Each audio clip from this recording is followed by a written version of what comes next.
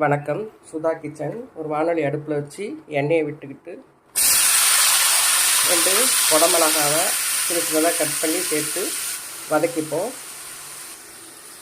வதக்கியாச்சு. ஒரு 3 நிமிஷம் வதக்கினா போதும், எடுத்து வச்சுருவோம். அதே சட்டியில் கொஞ்சம் பெருசாக வெட்டின வெங்காயத்தை கொஞ்சம் கண்ணாடி பதம் வதக்கிப்போம். வெங்காயம் வதங்கினோன்னே பூண்டு, கொஞ்சம் இஞ்சி வதக்கிப்போம். இது வதங்கின உடனே 2 தக்காளி பழம் பெருசாக தான் அரிஞ்சிருக்கிறேன், வதக்கி அரைக்க தான் போகிறோம். வதக்கியாச்சு. இதை ஆற வச்சுட்டு இதில் ஒரு 4-5 முந்திரி பருப்பு சேர்த்து ஊற வச்ச கசகசா ஒரு 10 நிமிஷத்துக்கு முன்னாடி ஊற வச்சேன். ஆப்ஷனல் தான், வேணும்னா சேர்த்துக்குங்க, வேண்டாம்னா ஸ்கிப் பண்ணிவிடுங்க. இதை நைஸாக மிக்ஸியில் அரைச்சிப்போம். வானொலியை அடுப்பில் வச்சுக்கிட்டு கொஞ்சமாக மசாலா தூள் போட்டு தாளிச்சிக்கங்க. இல்லைன்னா பட்டை ஜாமான் கிள்ளி போட்டு தாளிச்சிக்கங்க.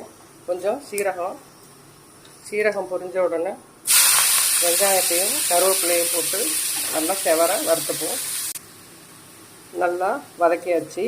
அடுப்பை சிம்மில் வச்சுக்கிட்டு 1 ஸ்பூன் மிளகாத்தூள், 2 ஸ்பூன் மல்லித்தூள், கொஞ்சம் கரம் மசாலா, மஞ்சத்தூள், பெருங்காயத்தூள் இதை கொட்டி நம்ம கருகிடாமல் வதக்கிப்போம்.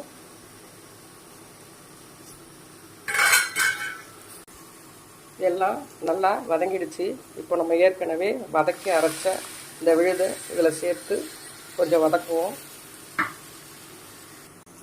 அடுப்பை மீடியத்திலே வச்சுக்கிட்டு வதக்குங்க.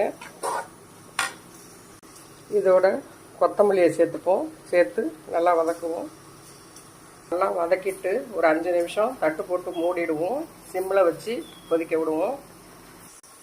எதுக்கு மூடி வைக்கிறோம்னா எண்ணெய் பிரிஞ்சு வரணும். லைட்டாக எண்ணெய் பிரிஞ்சு வந்துருச்சு. இப்போது கொஞ்சமாக தண்ணி ஊற்றி இதை கொஞ்சம் கரைச்சிப்போம். கொஞ்சம் மிக்சியை கழுவி தண்ணி விட்டு கரைச்சிக்கிட்டேன். இது நான் சாப்பாட்டுக்கு தான் செய்கிறேன். இட்லி, தோசை, சப்பாத்தி இது எல்லாத்துக்குமே நம்ம செய்யலாம். வேணும்னா நம்ம கொஞ்சம் தண்ணியை குறைச்சிக்கிட்டு திக்காக வச்சுக்கலாம். இப்போ இதை ஒரு தட்டு போட்டு மூடி வச்சுருவோம். தட்டு போட்டு மூடுறதுக்கு முன்னாடி தேவையான அளவு உப்பு சேர்த்துக்குங்க. நல்லா கொதித்து ஓரத்துங்களில் எண்ணெய் பிரிஞ்சு வரும். அந்த நேரத்தில் நம்ம வதக்கி எடுத்து வச்சுருந்த குடமிளகாயை இதில் கொட்டிடுவோம். கொட்டி ஒரு கிண்டி விட்டு தட்டு போட்டு மூடி வைப்போம். இந்த ஸ்டேஜில் உப்பு பார்த்துக்குங்க. உப்பு பார்த்துக்கிட்டு மூடி வைங்க. குடமிளகாயை நம்ம ஏற்கனவே வதக்கியிருக்கோம், இதில் போட்டோம், வெந்துடும். அவ்வளோதாங்க, அருமையான குடமிளகாய் கிரேவி தயார். இதை சாதம், சப்பாத்தி, இட்லி, தோசை இது எல்லாத்துக்குமே நம்ம யூஸ் பண்ணிக்கலாம். டேஸ்ட் அருமையாக இருக்கும். நீங்களும் இதே பக்குவத்தில் செஞ்சு பார்த்து எப்படி இருக்குன்னு கமெண்ட் பண்ணுங்கள். உங்கள் ஃப்ரெண்ட்ஸுங்களுக்கு ஷேர் பண்ணுங்கள், லைக் பண்ணுங்கள், சப்ஸ்கிரைப் பண்ணுங்கள். ஆல் பட்டனை கிளிக் பண்ணிக்கோங்க. நன்றி, வணக்கம்.